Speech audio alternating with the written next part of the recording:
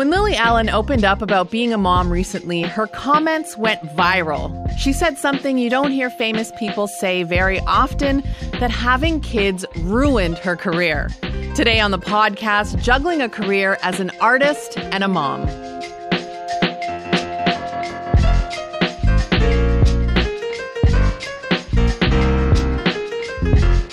I'm Amil Niazi, sitting in for Elamin Abdelmahmoud. This is Commotion. So it's Mother's Day this weekend. It's a great time to celebrate the moms and the mother figures in your life, but it's also a good time to have some real conversations about what motherhood is actually like. It's chaotic. It's fun. You are juggling, your work, your hopes, your dreams, all that simple stuff. And, I'm a mom to 3 young kids. I have a 3-month-old baby at home. This is something that I think about and write about all of the time. It's amazing. My kids are amazing, but it's hard work and there's a lot of sacrifice for all parents, but especially for us moms. And just exactly how much sacrifice, well, you're never really supposed to be too honest about that, are you? And maybe that's why pop star Lily Allen got into a bit of trouble when she had this to say about how motherhood affected her career. Take a listen. Never really had a strategy when it comes to career. But yes, my children ruined my career. I mean, I love them and they complete me. But in terms of pop stardom, totally ruined it. Yeah. Well, how's that for honesty for you? That was Lily Allen speaking on the Radio Times podcast about how her kids ruined her career. She went on to say that moms can't have it all and that it actually really annoys her when people say that you can. We're digging into this. Amy Millan is a musician with Stars and Broken Social Scene. She's also a solo artist and a mom. Tamsin Embleton has worked for years in the music industry as a booker and tour manager. She's a psychotherapist who has worked with many moms in the music industry. Welcome to the group chat, both of you. Great to have you here. Hello. Amy, let me start with you. What was your reaction when you heard what Lily Allen had to say about how, having kids ruined her career? Well, she's quite funny, and it's great clickbait for any sort of autonomous boss and a mom. I mean, both can click on that because if you are childless, you can be like, oh, right? See, that's why. Right. It confirms what you already thought. Yeah, exactly.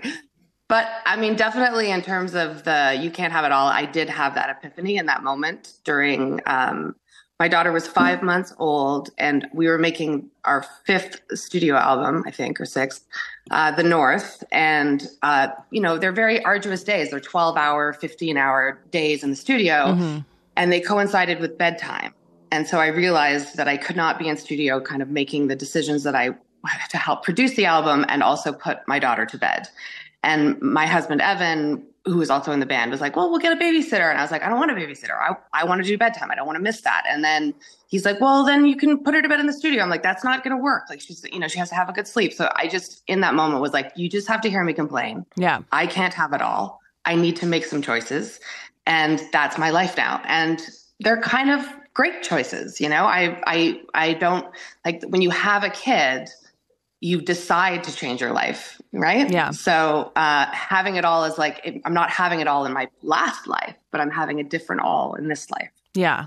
And I think people forget how that feels emotionally too. Like, yes, it sounds like you're making very basic decisions about studio time or bedtime, but it can be very heartbreaking, gut wrenching because you feel in that moment like you're really deciding 2 huge things in your life. Yeah, it definitely was that you cannot have it all. And to accept that in that moment was the way to not feel completely gutted or frustration and just to embrace that idea that choices need to be made now. Right. Tamsin, Lily Allen is a pop singer. I think it's important to kind of distinguish the genre within which she works. And she makes a point of mentioning that in terms of that kind of pop stardom, having kids did get in the way. Can you talk a bit about some of the pressures that moms face, especially when they're trying to make a name for themselves, as a pop star and, not as just like an accountant? Tamsin? Do we still have her?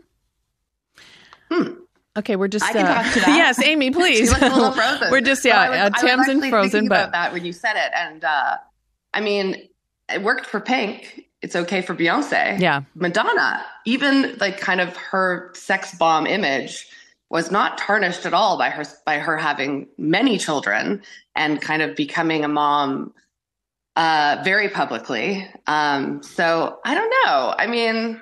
I think that it can work. And I mean, maybe Lillian, there's different things at play. Like you could have postpartum depression, and that could be something that falls into play of like actually having to leave the career to kind of take care of your own mental health.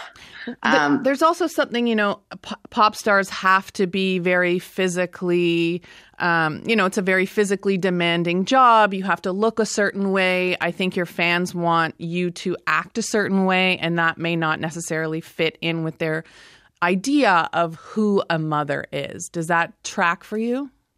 I mean, I'll like come back to Beyonce. Like there's something also that people love the idea of the mother. And so, when Beyonce was pregnant, she was like this, she had photo shoots and it's a big deal. She broke the internet with that one. She broke the internet. So, I think that you can have, obviously physically it is definitely something that I struggled with because you have this brand new body, you have like leaking boobs. Yeah.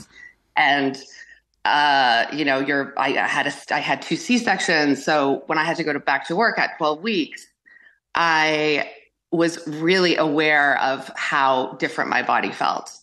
And that was extremely challenging. There was actually a really great article on Pitchfork with a bunch of moms talking about kind of touring postpartum and how broken their bodies felt. And it's a really good one if you want to read that on Mother's Day. Yes, I remember that one. And Sharon Van Etten was talking about, leaky boobs and playing. And I just thought that was such a powerful image, one that you don't forget, especially if you have ever experienced said exactly. leaky And boobs. honestly, like as a person who had babies on the road, I had no role models. So the fact that these stories are coming out now, I think is wonderful for any, upcoming musicians who want to have families, that these stories are told about. Like, it's not just like this kind of bubble rock star moment. Like you do have families and you do have like responsibilities and, physical health, mental health issues, all those things that are happening on the road. So I just love that these things are being brought to light. So, Amy, let's talk a bit about some of the reaction from your fans. Did you notice a change after you started having your kids and adjusting your schedule? Was there any kind of a notable reaction from your fans? Well, it's interesting. I mean, I feel like fans are always such a support. They're just always there to kind of lift you up. There was a peripheral kind of gathering of when I would go on the road, whether it was like kind of distant family members or people who worked at the club that were always like, oh, well, where are your kids? Mm-hmm. And Evan, as I mentioned, also plays in the band, would be standing right beside me, but those questions were always directed towards me. Mm-hmm. And I was always like, well, just because I'm a musician doesn't mean like I'm a complete dirtbag. Like I do know that I need to bring a nanny on the road. And so, but there was always like this, they were kind of self-imposed village that was like looking out for my kids. I was like, don't worry, I got it. So we have incredible nannies on the road. And that was always quite irritating that they would just direct the question at me. Oh, yeah. I mean, I'm smiling because one of my favorite questions I get when I'm at work, and I have a 3-month-old at home. I have 2 slightly older kids. So I get asked this all the time. Who's watching the baby? And it's like, well, oh, right. You think I didn't think about who was watching the baby? But they would never ask my husband that because, of course, they would just assume that I'm watching the baby. And I just can't believe in 2024. Which is also an insult to the husbands, right? Because I know your husband steps up and Evan is unbelievable on the road. And in fact, I think let's come on Father's Day and talk about male musicians who take their kids on the road. I mean, he puts in a deep effort. He was the morning person. He's taken her to every single kids gym on the planet, So I think it's also irritating for them that they're not included in that. Yes. Although it's also irritating when they do one small thing and then everyone's like, what a great dad. And meanwhile, you like literally have a child hanging off your boob and you're playing the guitar and you're like, okay, well, I guess I'm chopped liver over here. I do like the term like, oh, the dad's babysitting. I'm like, what? Amy, I love what you're saying there. I want to pick back up with that. And actually, when we come back, Tamsin is on the line with us. Commotion will be back in a sec.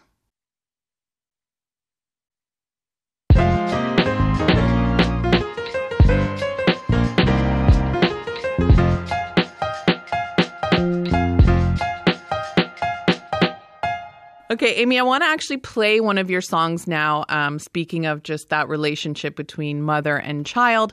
It's from the record The North by your band Stars. Let's take a listen. It was empty till you came up through the honey. Nothing ever goes as planned. When you're walking and the lights are changing color, remember how you held my hand. I'm Amil Niazi sitting in for Amy Millan. You're listening to Commotion. On today's podcast, musician Amy Millan and psychotherapist Tamsin Embleton, we are talking about the realities of being an artist and a mother.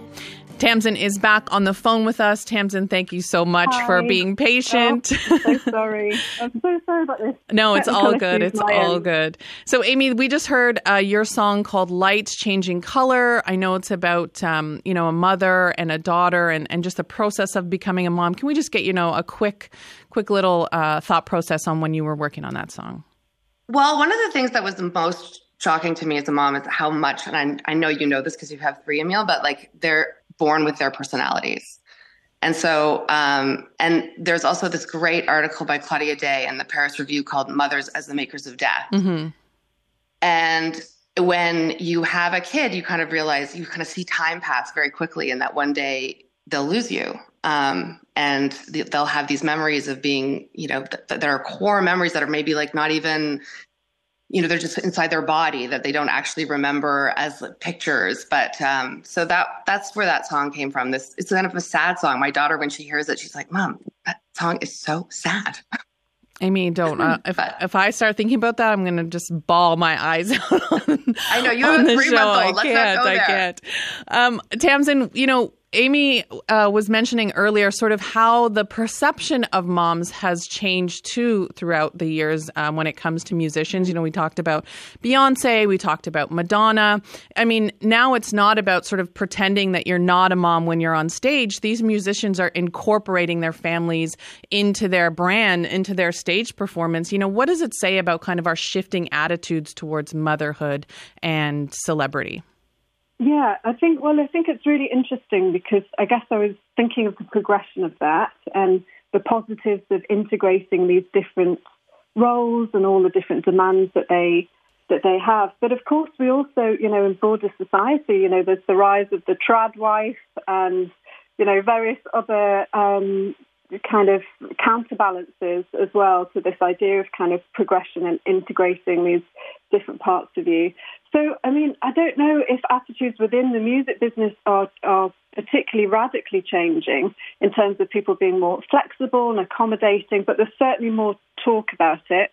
And of course, depending on, your status and the amount of control you have, your financial stability, that will all feed in as to what accommodations can be made and what you can ask for, how you can advocate for yourself. I think, like, on the flip side, if you're working, say, as a session musician, there may still be assumptions made about your reliability or your availability. It's an industry that kind of demands this all-encompassing attention. It's almost like having another child. There's an assumption about your availability in music, either to kind of create and to record or tour. And of course, your child also has these needs for stability, for routine, for your mental preoccupation, I suppose. So it's kind of trying to find that balance. But, I mean, what I would say on the positive front, in music, there are much more groups like Women in Music, Women in Live Music, who are kind of thinking about this and helping to create guidance. We could do with things like grants for people who are self-employed, who don't have maternity leave, and things like that.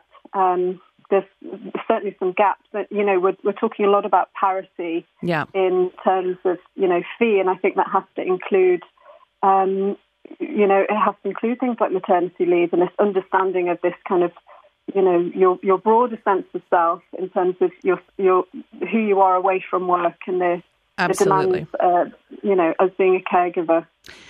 Amy, I just have, a quick 30 seconds left. What do you want to see the industry do to better support new moms?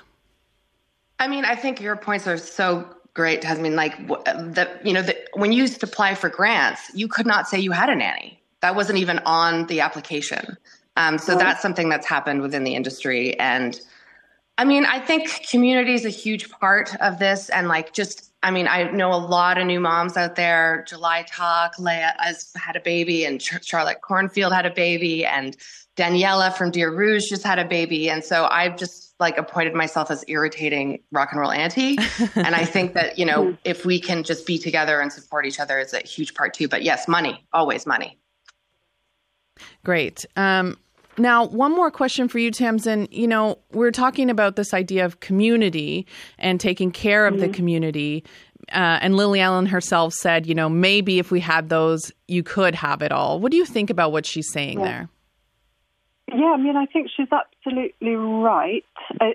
Whether she's talking about community within the industry. I mean, one of the difficulties in music is that everything's so urgent. People, anything that's seen as difficult or a threat or a challenge to what someone's trying to do may be pushed to one side. So there's something about kind of slowing down. But, maybe what would that look like internally in the music industry? Are we talking about, I don't know, more kind of crashes available? I mean, what does it, how does that manifest in the industry? I'd be interested to think about that a little bit more broadly.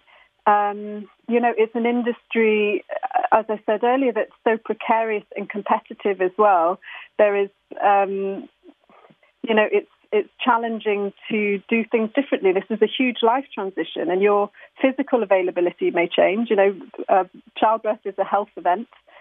So when we read accounts of people sort of touring with children, sometimes it just sounds really, really difficult. I mean, we need venues to be a bit more on board with, making accommodations there, perhaps including a budget for a nanny, as Amy kind of alluded to, and things like that. But yeah, I think community is a very broad umbrella term that can mean a lot of different things to different people. So maybe clarifying more about what that would look like and what the needs are for mothers in music would be helpful. Amy, what do you think? You chatted a bit about that, but what could community look like for a working musician when it comes to motherhood? I have the great luck of, my band is my community, and they really help me make it happen. And they take care, they kind of swoop in if they can tell that I'm exhausted. And, people generally want to help, I've found. And also in terms of the clubs, I do want to say that an ice bucket makes a great little bath for a baby when you're on the road. I have bathed both babies in an ice bucket from the backstage. I love that. I mean, I think it's important, too, to talk about the difference between, a pop star on the level of a Lily Allen who can afford nannies and who can afford the kind of extensive childcare that you would need to make something like that a reality, and then just, a working artist who maybe doesn't have a choice to have a day job, who, is a single parent. I have to work. I'm not out here having an existential crisis about whether or not I should have it all. I have to do it all. So I would love to sort of get into that, Tams, in the reality side for people who are not at a Lily Allen level, but who are just trying to be artists and be parents. Yeah, absolutely. I mean, I think maybe this is where things like unions come in as well. As you were talking, I was thinking about the differences between also, say, being, I don't know, an employed musician in an orchestra who might have certain rights or things. And of course, most artists starting out are self-employed. And so there's limits around that. And if they don't have family support, which, we hope that people do have, but that's not always the situation. Or say if they're a solo parent by choice, for example, or solo parenting in some way, then that's a huge burden on them to juggle and to figure that out. And, I guess some of the things that come through in therapy, we try and distinguish, okay, what's happening, what's being generated internally in terms of anxiety, maybe around, losing momentum or losing relevance or missing out on opportunities, which are kind of common anxieties for musicians, maybe intensified perhaps through parenthood or through any major life transition.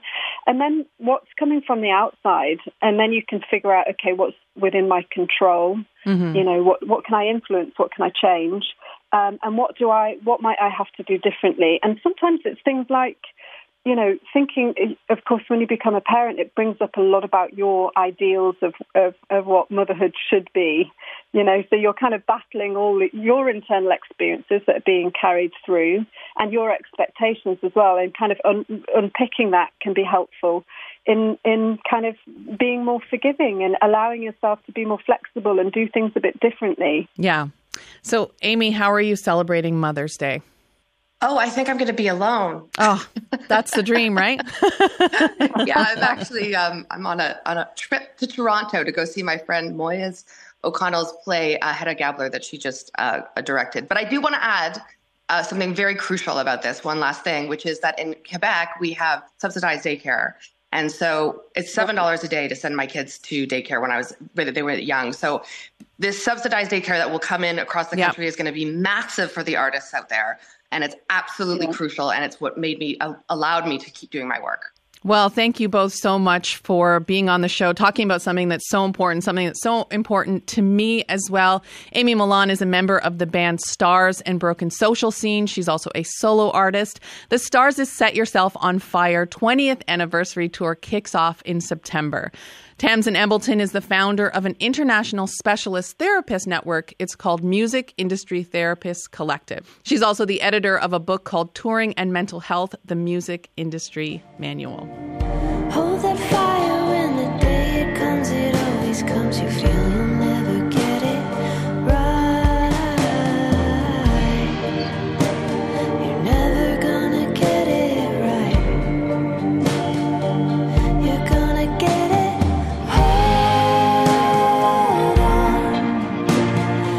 That's Stars with their song Lights Changing Color from their album The North. You heard from Amy Millan earlier in the podcast talking about motherhood and art.